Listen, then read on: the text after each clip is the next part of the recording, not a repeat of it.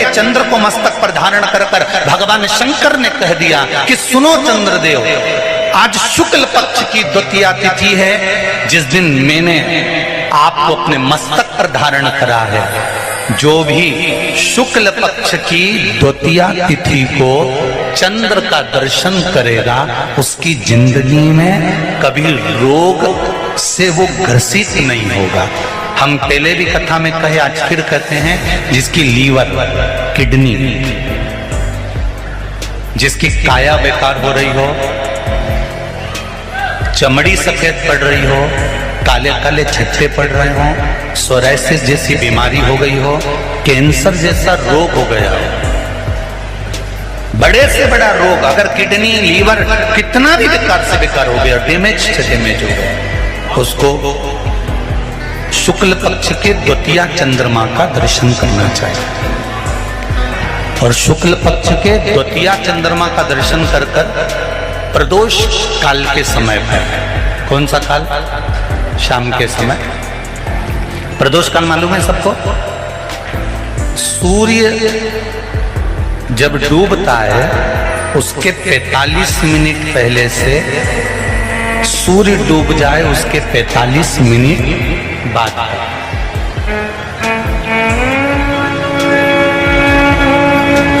कितने मिनट पहले? जम के बोलो जरा। 45 मिनट पहले से 45 मिनट बाद प्रदोष काल का क्रम।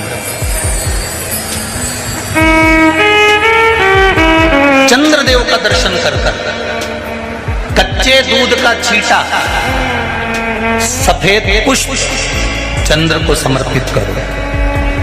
सफेद चंदन का छींटा चंद्रदेव को दीजिए।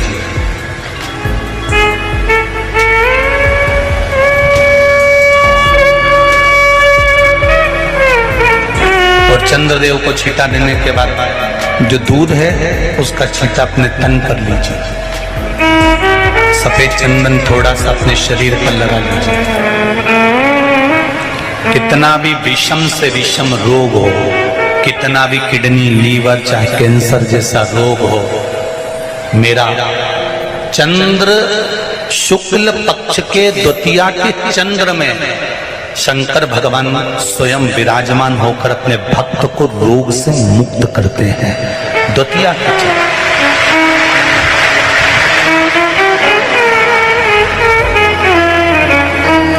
जम के बोलो कौन सी तिथि है? शुक्ल पक्ष के द्वितीया तिथि का चंद्र का दर्शन व्यक्ति को जीवन का सुख देता है। जिसके आंखों में तकलीफ हो, श्रवण शक्ति में तकलीफ हो, बोलने में, मुख में तकलीफ उत्पन्न होती हो, भारी से भारी रोग,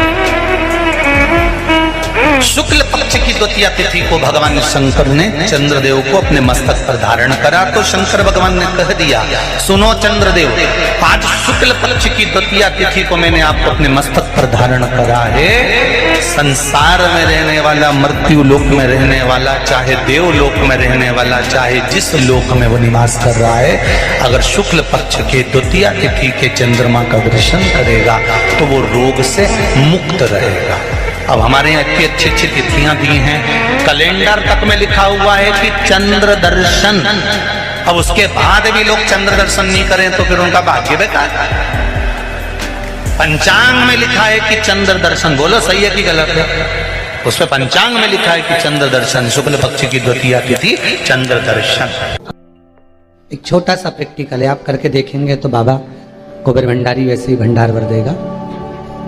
थोड़ा सा प्रयास, अगर आपके सबके घर में गंगा जल है तो एक प्रयास करके देखिएगा। कोई कार्य के लिए आप जा रहे हैं और वो कार्य अटक रहा है, नहीं हो रहा, बहुत प्रयास कर लिया,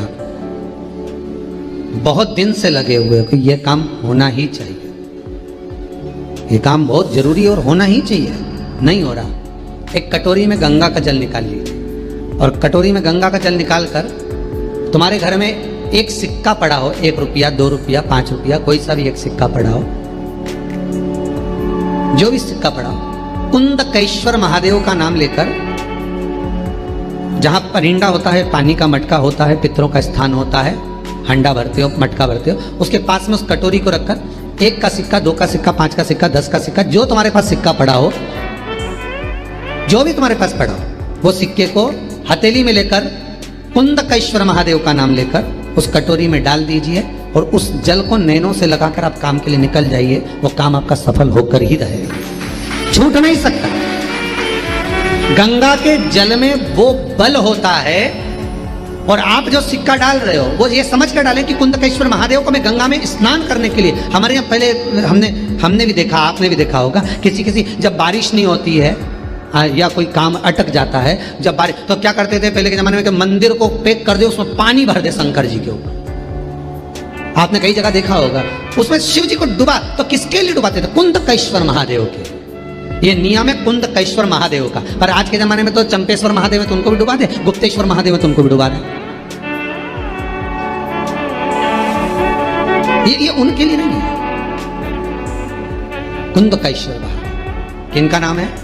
जम के बोलिए, कुंदकेश्वर महादेव। ये कुंदकेश्वर महादेव उस कटोरी में, उस बाटकी में सिक्के को, और फिर जब आपका काम हो जाए, आप जिससे मिलने गए हो, जिससे काम की बात करने गए और काम हो गया, तो वो जल ले जाकर सिक्के के साथ, सिक्का तो डालो मंदिर में, कहीं दान पेटी आदि में, और वो जल भगवान कुंदकेश्वर के नाम से शिव जी को समर्पित कर दो।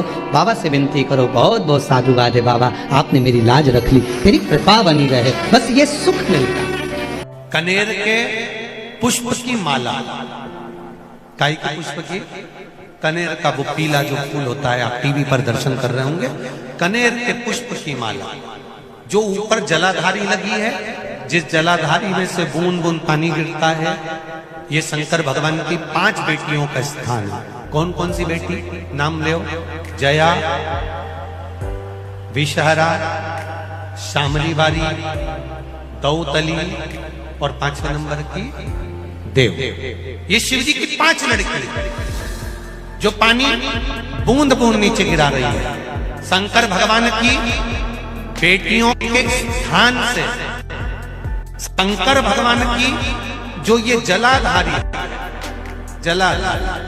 अशोक सुंदरी वाला स्थान, ये जो जलाधारी है, बेटियों के स्थान से जलाधारी तक जो कनेर के माला बनाकर स्पर्श कर लगा देता है, शिवरात्रि के दिन, प्रदोष काल के समय पर, उस पति पत्नी में कितना भी झगड़ा हो रहा हो, आपस में प्रेम बनना प्रारंभ हो जाता है।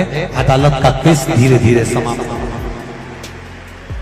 अदालती कार्रवाई। यहां तक कहा गया, कनेर का पुष्प, भाई भाई में विवाद हो रहा हो, जमीन के लिए विवाद हो रहा हो, किसी प्रॉपर्टी के लिए विवाद हो रहा हो, या किसी अन्य विवाद में पड़े हुए हो, या तुम्हारे दुश्मन बढ़ रहे हो, तो भी कनेर का पुष्प शिव को समर्पित किया जाता है। कनेर सुख प्रदान, आनंद, जिसको कोई ना पाए उसको मेरा महादेव पाए। महाराज खाली न जाता कोई दर से तुम्हारे, मैं भी खड़ा हूं नंदन पाए, अपने हृदय लगा